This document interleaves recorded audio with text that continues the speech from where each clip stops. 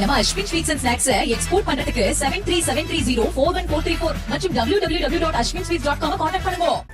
ஈரோடு மாவட்டம் பழையபாளையம் அடுத்த கணபதி நகர் பகுதியில் உள்ள ஆடிட்டர் வீட்டில் இரண்டாவது முறையாக 40 சவரன் நகை கொள்ளையடிக்கப்பட்ட சம்பவம் பரபரப்பை ஏற்படுத்தியுள்ளது. விவரங்களை தர இருக்கிறார் செய்தியாளர் ரஞ்சித். வணக்கம், விவரங்கள் வழங்கலாம். ஈரோடு பழையபாளையம் அடுத்த கணபதி நகரை சேர்ந்தவர் ஆடிட்டர் துரைசாமி. இவர் கடந்த ஆண்டு டிசம்பரில் மறைந்திருக்கிறார்.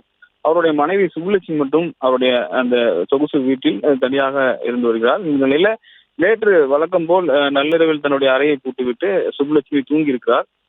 இந்த நிலையில நள்ளிரவில் சுமார் 12:30 மணி அளவில் வீட்டின் பின்புற வழியாக நுழைந்த கொள்ளையன் ஒருவர் வீட்டுக்குள் பீரோவில் இருந்த கதவை உடைத்து சுமார் 40 சவரன் தங்க நகை மற்றும் 7 லட்சம் ரூபாயை கொள்ளையடித்திருக்கிறார்.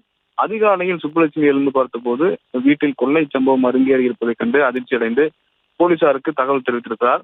நிகழ்விடம் வந்த போலீசார் அங்க இருக்கக்கூடிய வீட்டில் இருந்த சிசிடிவி கண்காணிப்பு கேமராக்களையும் அதே போன்று அந்த சுற்றுவட்டாரங்கள் இருக்கிற கண்காணிப்பு கேமராக்களையும் ஆய்வு செய்து வருகிறார்கள்.